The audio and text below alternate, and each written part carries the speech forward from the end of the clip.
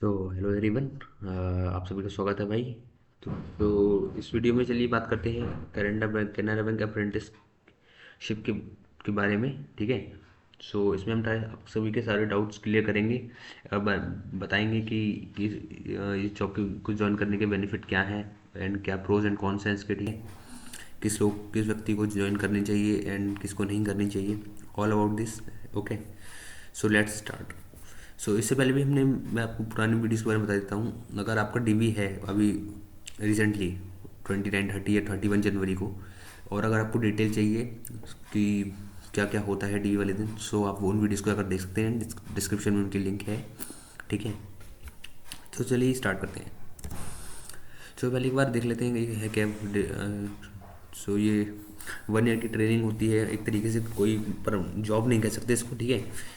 एक contractual engagement बोल सकते हैं, है ना। कॉन्ट्रैक्ट होता है 1 ईयर का। सो और इसमें 1 ईयर के में आपको 15,000 पर मंथ स्टाइपेंड दिया जाता है। ठीक है। इसको सैलरी नहीं बोल सकते, स्टाइपेंड बोल सकते हैं, क्योंकि फिक्स होता है, बिकॉज इसमें कोई अलाउंस वगैरह नहीं होते। ठीक है। एंड एलिजिबिलिटी रहती है यानी graduate and local language proficiency. ठीक है। किसी आप उस स्टेट के मतलब नेटिव होने चाहिए हो। ठीक है। नेक्स्ट देखते हैं। सो these are the types of work what they you have to do in the bank. So first of all you आपको देखो, बैंकिंग में छोटे मोटे काम जो होते हैं, फाइल्स को अरेंज करना, केवाईसी करना, अकाउंट ओपन करना। ठीक है। पासबुक चढ़ाना, कैश चेक वगैरह को सबमिट करवाना, फॉरवर्ड करवाना, वो सारे काम रहते हैं। ठीक है। और या फिर भीड़ में जब कभी बैंक में भीड़ हो जाती है, सो तो जो कस्टमर्स वगैरह होते हैं उनके फॉर्म भरना, और जो कुछ विलेज के लोग होते हैं जिनको पैसे निकालने में दिक्कत रहती है, उनकी मदद करना। ठीक है। और फील्ड फील्ड वर्क से तो आपको जनरल नहीं कराते हैं। ठीक है। फील्ड वर्क में वैसे बेसिकली क्या होता है कि आपको कहीं मान लो भेज दिया काम करने के लिए बाइक से किसी जगह पर, किसी लोन मान लो दुकान से लोन वगैरह की रिकवरी करने के लिए, ठीक है, वेरिफिकेशन के लिए केवाईसी, है ना। तो वो सब आपसे नहीं करवाते हैं, वो उस काम के लिए कोई दूसरे लोग होते हैं। ठीक है। मार्केटिंग टारगेट्स में अगर मैं आपको बताऊँ, मार्केटिंग टारगेट्स का भी ऐसा कुछ नहीं रहता है। हाँ, आपसे बस ये है, वो फीडबैक का टारगेट करवाते हैं आपसे, जो है वो कह देंगे डेली आपको 5 लोगों का कम से कम फीडबैक, 5 लोगों से फीडबैक फॉर्म भरवाना है। फीडबैक फॉर्म कुछ नहीं होता है। एक लिंक होती है उनके पास, क्यूआर कोड होता है, वो क्यूआर कोड से आप जब स्कैन करोगे फ़ोन में तब एक वेबसाइट खुलती है, तो उसमें आपको फीडबैक बनना होता है उस बैंक के जो भी जितने भी लोगों का उसमें अकाउंट होता है उनके थ्रू। ठीक है। तो ये भी बेसिकली वो लोग कर ही लेते हैं, इतना कोई टफ काम नहीं होता, क्योंकि जो लोग आते हैं बैंक में काम करवाने, उनसे आपको फ़ोन लेना है थोड़ी देर के लिए, और उनके फ़ोन से आप खुद ही कर दो। ठीक है। मेरा दोस्त है बेसिकली इसमें कर रहा है, तो वो मुझे बताता रहता है अपना एक्सपीरियंस। ठीक है। तो सर्टिफिकेट की अगर बात करें तो इसके बेनिफिट क्या क्या है। तो पहले सर्टिफिकेट की जब देखो आपका 1 ईयर का वो हो जाएगा ना, तब आपको एक सर्टिफिकेट मिलता है किसकी तरफ से, नेट्स का, नेशनल अप्रेंटिस ट्रेनिंग वाला का। ठीक है। जिसमें आपने अप्लाई किया था, तो उस सर्टिफिकेट की वैल्यू रहती है किसमें, आपको कॉर्पोरेट जॉब मिलने में काफ़ी ज़्यादा आसानी रहेगी अगर आपके पास बैंकिंग का वो सर्टिफिकेट होगा।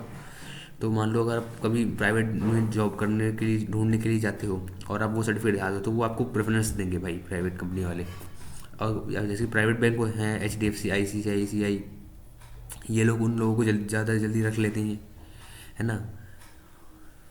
और एक बेनिफिट और है कि अगर आप मेंस का पेपर देते हो ना, SBI PO या फिर क्लर्क के मेंस का, सो आपको मेंस में 5 नंबर मिलते हैं बेनिफिट।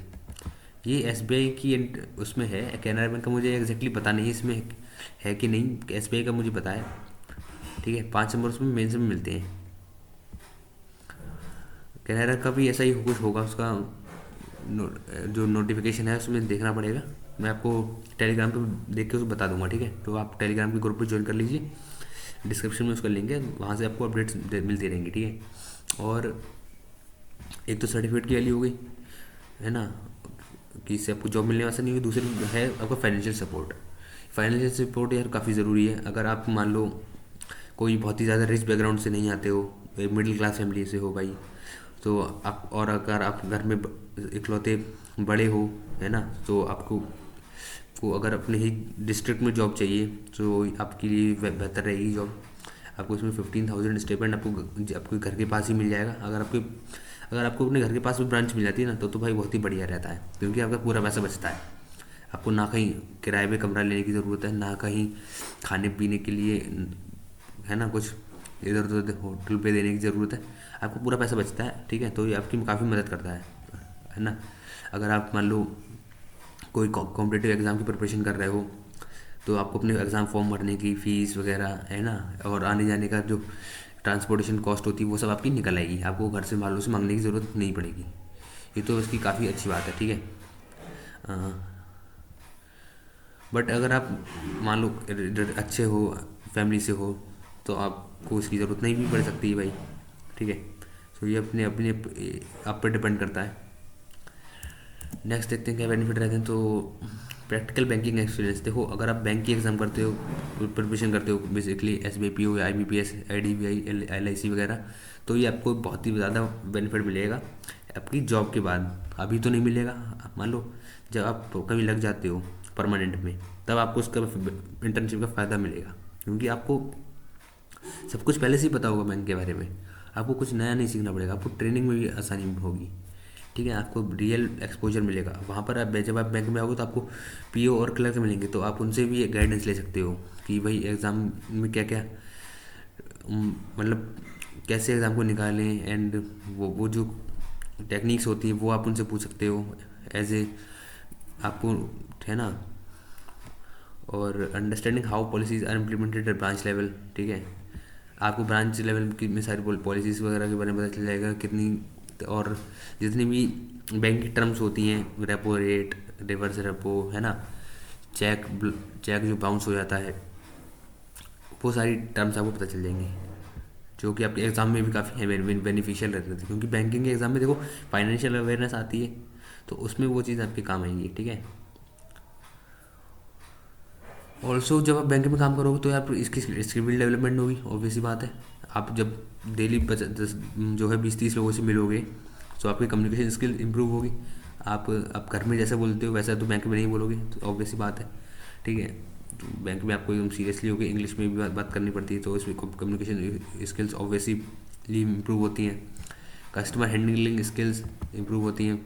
जब बैंक में भीड़ हो जाती है, तब आपको कैसे उनको लाइन में अरेंज करना है, कैसे कैसे काम को हैंडल करना है, और इस काम को करने के लिए फिर आपको आपके अंदर डिसिप्लिन भी आ जाता है कि जब भीड़ ज़्यादा हो जाती है तो लंच को आपको थोड़ा जो है डिले भी करना होता है। कभी कभार ऐसा होता है, देखा जाता है ऐसा कभी कभार, ठीक है। जो ऐसा PO और क्लर्क के साथ भी होता है, उन्हें जब भीड़ ज़्यादा हो जाती है तो उन्हें भी लंच करने को बाद में डिले करना पड़ता है।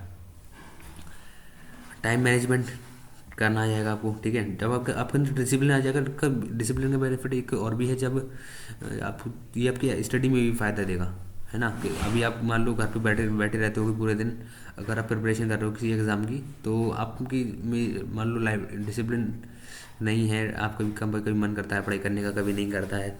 बट जब आप जॉब करोगे तब आपको पता चलेगी कि अभी मुझे टाइम मिल रहा है पढ़ने का, है ना। आप तो आपको उसकी वैल्यू पता चलेगी, तब आपको पढ़ने का मन करेगा बचे हुए टाइम में, ठीक है। टाइम वेस्ट करने का मन नहीं करेगा। प्रोफेशनल बिहेवियर हो जाएगा आप की, ठीक है।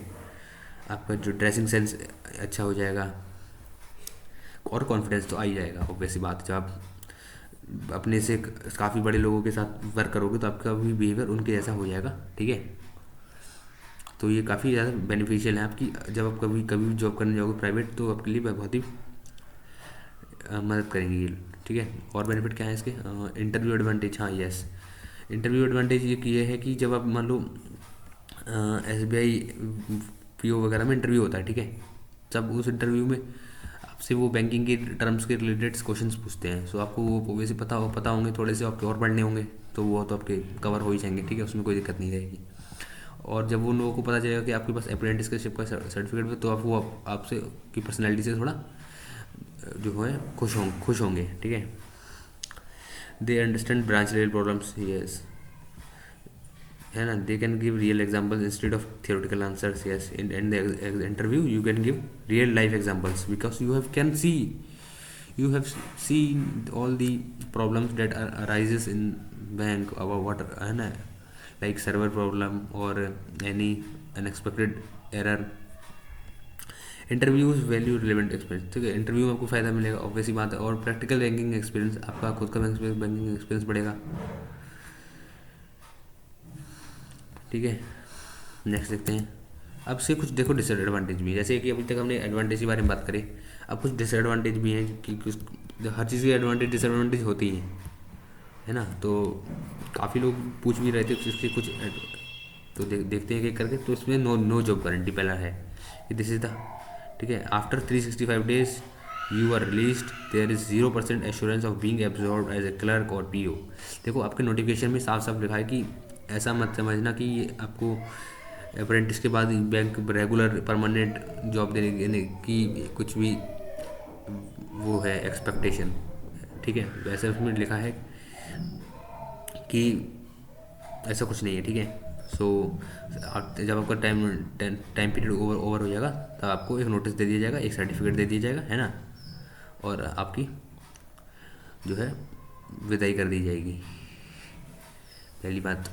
दूसरी, लीव पॉलिसी, लीव तो उसमें काफ़ी कम है, है ना। आपको 1 CL मिलती है पर मंथ, यानी कि साल में 12 छुट्टियाँ मिलती हैं ओनली।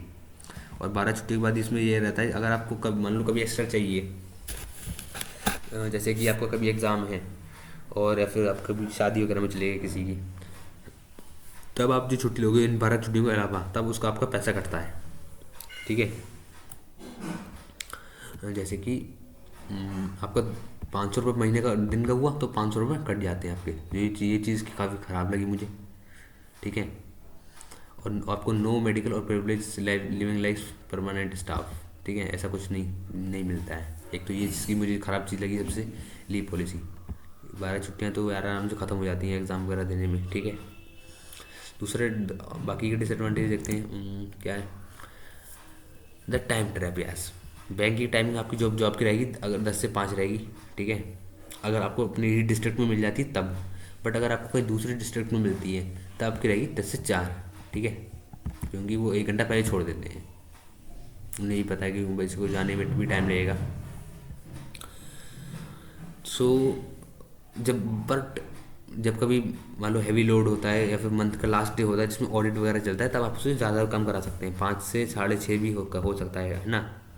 और आफ्टर इतना काम करने के बाद जो बैंक में तो काम रहता ही है, बीच में 1 घंटे का लंच का टाइम मिल जाता है बस। फिर पूरे दिन वर्क करने के बाद आप थक जाओगे, आप घर जाओगे, थोड़ा सा रेस्ट करोगे, फ़ोन वगैरह देखोगे, फिर आपको खाना पीना खाने के बाद आप सोचोगे पढ़ लेते हैं, ठीक है। बट पढ़ने में आपकी वो एफिशिएंसी नहीं आएगी जो पहले आती थी जब आप जॉब नहीं करते थे, बिकॉज उस टाइम आपके पास एनर्जी थी। बट अब वो आपकी एनर्जी थक दी जाएगी तो आपको पढ़ाई में उतना फोकस नहीं बनेगा, ये दिक्कत रहती है। मेरा जो दोस्त है वो भी कर रहा है SBI में, सो उसने मुझे बताया था, ठीक है, कि उसके साथ दिक्कत रहती है। जब पहले वो नॉर्मल था कैंडिडेट तब तो वो उसकी पढ़ाई अच्छी चल रही थी, बट अभी नहीं चल पा रही है, ठीक है। और दूसरी बात ये है कि अगर आपको मान लो पहले भी एग्ज़ाम दे चुके हो SBI में या फिर काफ़ी किसी CGL वगैरह कोई सा भी एग्ज़ाम दे रखे हो और आपका मेन से कुछ नंबर से रह गए थे या फिर प्रीलिम्स में कुछ नंबर से रह गए थे, तब आप ये जॉब करने की सोच रहे हो, तो ये जॉब आपके लिए सही नहीं है, क्योंकि आपको आपके गोल से डिस्ट्रैक्ट कर सकती है। क्योंकि अगर आप मेंस में मान लो कुछ 8-10 नंबर से, 5 नंबर से, 2 नंबर से रह गए हो, अगर आप इस साल थोड़ी और मेहनत कर लो तो आपका हो जाएगा, काफ़ी ज़्यादा चांसेस है, ठीक है। बट अगर आप बिल्कुल नए हो, है ना, तो उस केस में ये आपके लिए थोड़ा सा सही है, क्योंकि नए नए में तो कोई दिक्कत ही नहीं है ना। आप जॉब कर लो, थोड़ा सा पढ़ लो। बट अगर आप थोड़ा सा रिपीटर हो तो थोड़ा सा और पढ़ लोगे तो आप परमानेंट एम्प्लॉय बन जाओगे। परमानेंट एम्प्लॉय के बहुत ही ज़्यादा फ़ायदे हैं, ठीक है, तो वो सारे फ़ायदा बहुत ज़रूरी है ना। इसमें तो आपको 1 साल बाद निकाल देंगे, इसलिए वो बेनिफिशियल है, ठीक है। नेक्स्ट देखते हैं। अब मैं आपको अप्रेंटिस और परमानेंट एम्प्लॉय की थोड़े सा डिफरेंस बता देता हूँ आपको। जैसे कि अप्रेंटिस में आपको इतनी सैलरी मिलती है, क्लर्क में आपको मिलेगी 45,000 प्लस सैलरी, ठीक है। ये 1 ईयर कॉन्ट्रैक्ट रहती है, ये परमानेंट जॉब रहती है, ठीक है। तो वर्क दोनों में एक ही सिमिलर सा रहता है, बट इसमें थोड़ा सा अप्रेंटिस में थोड़ा सा लो ईजी वर्क दिया जाता है, जिसमें कोई अथॉरिटी वगैरह नहीं होती है, ठीक है। इस और वो वही सब है, इस मेडिकल लोन्स पेंशन। सो बेनिफिशियल तो देखो क्लर्क वाली है, बट अगर आप अप्रेंटिस भी अपनी सही है एज एक्सपीरियंस के लिए। अब मैं आपको दो दो केसेस बताता हूँ, अगर आप ज्वाइन करते हो या नहीं करते हो। तो अगर देखो आप ज्वाइन करते हो तो क्या रहता है, आपको फाइनेंशियल फ्रीडम मिल जाएगी। 1.8 लाख रुपए पर महीना पर ईयर आप कमा सकते हो, ठीक है। और कॉन्फिडेंस मिलेगा और सर्टिफिकेट मिलेगा, ठीक है। और लॉस क्या होगा कि आपका स्टडी टाइम रिड्यूस हो जाएगा 2 से 3 घंटे per day, high risk of burnout. इसका मतलब क्या है, जैसे कि देखो अभी पहले आप मान लो जब सुबह 7 बजे सो के उठते थे, ठीक है। 7 बजे सो के उठने के बाद आप 9 बजे तक आपने सब कुछ काम कर लिया अपने घर का। अब आप 9 बजे से पढ़ने बैठ गए किसी भी एग्ज़ाम को लेके, और रात तक आराम से पढ़ सकते हो। रात के 10 बजे तक आप पढ़ सकते हो, बीच में रेस्ट ले सकते हो, जैसे भी लेते हो, खाना पीने का, घूमने फिरने का, ठीक है। आपके पास कम से कम आराम से 8 घंटे 10 से 10 घंटा पढ़ सकते हो, ठीक है। आप एक सीरियस कैंडिडेट हो। बट अगर आप इसे ज्वाइन करते हो तब आपके पास क्या रहेगा, आप जाओगे 9 बजे घर से निकलोगे, 10 से 5 में जॉब करोगे, ठीक है। 5 से जॉब करोगे, 6 बजे घर पर आओगे। 6 बजे घर पर आने के बाद आप क्या करोगे, कम से कम मिनिमम मान लेते हो तो 1.5 घंटा तो रेस्ट लोगे ही लोगे आराम से। 7:30 तक आपने रेस्ट लिया, 8 बजे मान लो खाना खा लिया। अब 8 बजे से आप कितनी देर पढ़ सकते हो, मान लो 8 से आप 11 बजे तक पढ़ लिए, ठीक है। फिर 11 बजे आप सो जाओगे और फिर अगले दिन फिर से 7 बजे उठोगे। तो वही साइकिल रहती है, तब आपका पढ़ाई का टाइम काफ़ी कम हो जाएगा। पहले आप जब 8 घंटा पढ़ते थे तो अभी आप 3 घंटे ही पढ़ पाओगे। तो ये डिफरेंस रहेगा मेजर। तो अगर आप मान लो अपनी पढ़ाई को बिल्कुल भी डिस्टर्ब नहीं करवाने देना चाहते हो, आप बिल्कुल सीरियस हो, तो आप अभी को मैंने समझा दिया, आप समझ सकते हो कौन सा आपके लिए बेनिफिट रहेगा और कौन सा नहीं। बट इसमें एक ट्विस्ट भी है। वो ट्विस्ट ये है कि अगर आप मान लो काफ़ी सालों से पढ़ाई कर रहे हो, मान लो आपके 2-3 ये साल हो चुके हैं तैयारी करते करते, और आपका सिलेक्शन अभी नहीं हो पा रहा है, मान लो 2-3 नंबर से नहीं रह गए जाते हो, तब उस केस में आपको फैमिली प्रेशर मिलता है जॉब करने का, है ना, सोसाइटी का प्रेशर रहता है। तो उस केस में आप कर सकते हो इसको, क्योंकि इसमें आपको देखो कि किसी दूसरे शहर में नहीं जाना जॉब करने के लिए। अगर आप मान लो दूसरे शहर में जाते हो, दिल्ली नोएडा जॉब करने, तब वहाँ भी आपको शुरुआत में 20 से 25 हज़ार देंगे या 30 हज़ार देंगे। मान लो 30 हज़ार में आपका वहाँ पर रहने में 10 हज़ार प्लस आराम से चला जाएगा, रहने और खाने में। तब वहाँ आपका बचेगा 20 हज़ार। और वहाँ जो आपकी टायर्डनेस होगी वहाँ कुछ होगी ज़्यादा, ठीक है। घर पर तो आप आराम से रिलैक्स कर लेते हो, बट बाहर नहीं रह पाओगे, क्योंकि बाहर आपको सब सारा काम खुद ही करना पड़ेगा, ठीक है। तो क्या है, उससे बढ़िया तो यही है कि अपने ज़िले में 10-15 हज़ार की नौकरी, क्योंकि उसमें आप अपने घर पे रहोगे, ठीक है। सो मैंने आपको बता दिया। अब देखते हैं कि अगर आप ज्वाइन नहीं करते तो क्या उसके बेनिफिट है और क्या नुकसान है। तो जो बेनिफिट है रहेगा कि आप 8 से 10 घंटा पढ़ सकते हो, है ना, higher chances of cracking. Loss क्या रहेगा, financial dependency on parents, resume gap increases, yes. अगर आपकी फाइनेंशियल डिपेंडेंसी तो आपके पास पेरेंट्स की रहेगी, मान लो आपकी एज ज़्यादा हो गई है तब आपको भी दिक्कत रहेगी, है ना। और रिज्यूम गैप इंक्रीज, मान लो इसका मतलब ये है कि आपकी मान लो स्टडी पूरी हो गई है ना, डिग्री और पीजी वगैरह सब हो गया है, अभी आप घर पे खाली बैठे हो, तो आपका ये जो है गैप माना जाएगा फालतू का, तो वो आपका गैप फिल हो जाएगा। आप कह सकते हो कि मैंने इस साल जॉब करी थी कैनरा बैंक में, ठीक है। बाकी नेक्स्ट क्वेश्चन देखते हैं, who should join this program, किस लोग टाइप के बंदों को ज्वाइन करना चाहिए। सो जो बैंकिंग एग्जाम एस्पिरेंट्स हैं, ठीक है, जिनको बैंकिंग में जॉब करना अच्छा लगता है वो लोग जॉब करनी चाहिए, क्योंकि वहाँ पर आपको आपके सीनियर्स मिलेंगे, उनसे आप गाइडेंस ले सकते हो अच्छी, एंड ऑल्सो आपको मोटिवेशन मिलेगा बैंक में जॉब करने का। और ऑल्सो आपको जो है पता चलेगी बैंक की सारी टर्मिनोलॉजीज, ठीक है। गवर्नमेंट जॉब एस्पिरेंट्स को तो करनी ही चाहिए। फ्रेश ग्रेजुएट्स, देखो जो फ्रेश ग्रेजुएट्स हैं इनका मैं आपको बताता हूँ ज़रा क्या है। मान लो आपकी आज ग्रेजुएशन, इस साल ग्रेजुएशन हुई है वो कंप्लीट, अब आप देना चाहते हो गवर्नमेंट एग्ज़ाम के में थोड़ा सा टाइम, कुछ ऐसा काफ़ी सारे एग्ज़ाम देना चाहते हो, आप सोच रहे हो, तो अगर आप फ्रेशर्स हो तो इसको ज्वाइन ना करें मेरे हिसाब से तो, क्योंकि आप 1-2 साल गवर्नमेंट एग्ज़ाम में ट्राई दे लीजिए, है ना, 1-2 साल आप एग्ज़ाम्स दे के दीजिए, अच्छे से पढ़ाई कीजिए, सिलेबस कंप्लीट कीजिए और टेस्ट दीजिए। कहीं ना कहीं अगर आपको सिलेक्शन हो जाता है तो बहुत ही बढ़िया रहेगा।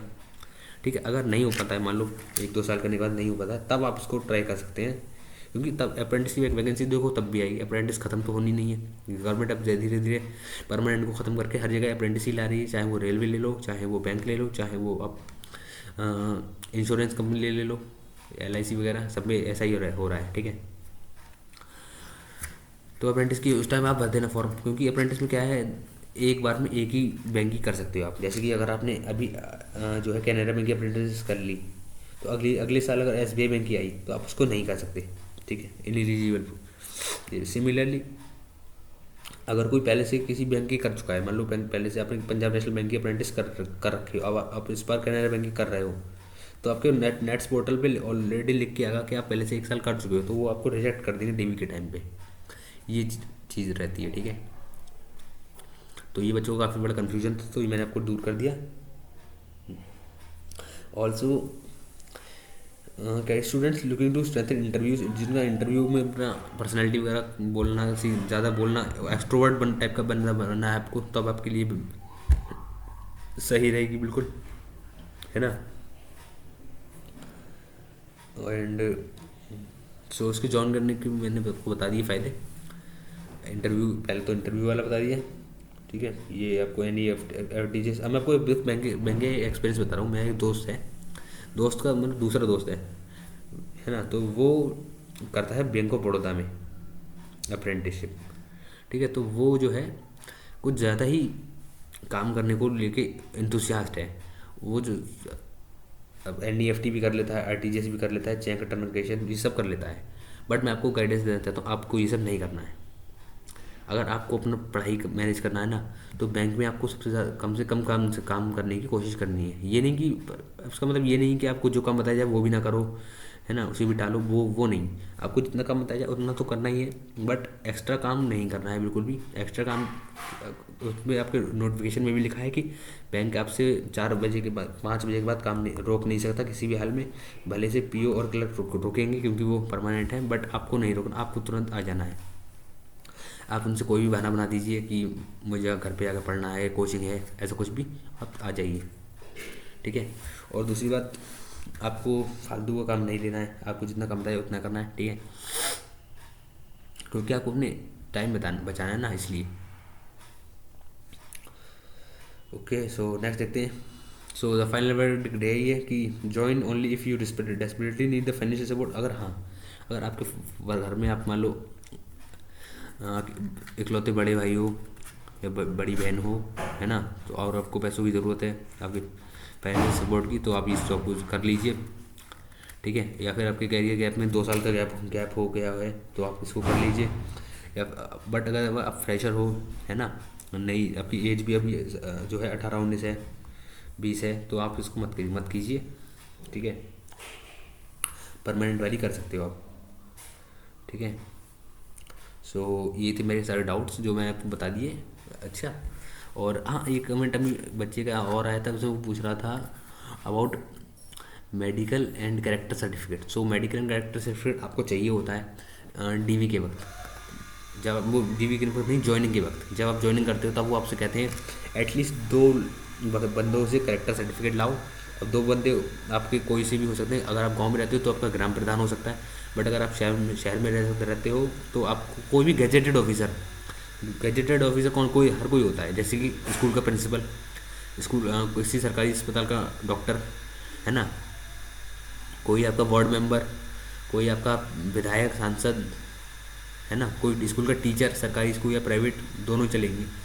तो ये सभी इनमें से किसी भी 2 या कोई पुलिस वाले से, इन दोनों से किसी से भी अपने कैरेक्टर सर्टिफिकेट जो उनके फॉर्मेट में दे रखा है वेबसाइट पर, वो प्रिंट करवा लेना, उस पर साइन करवा लेना, है ना, बस, और वो अपना खुद ही भर लेना।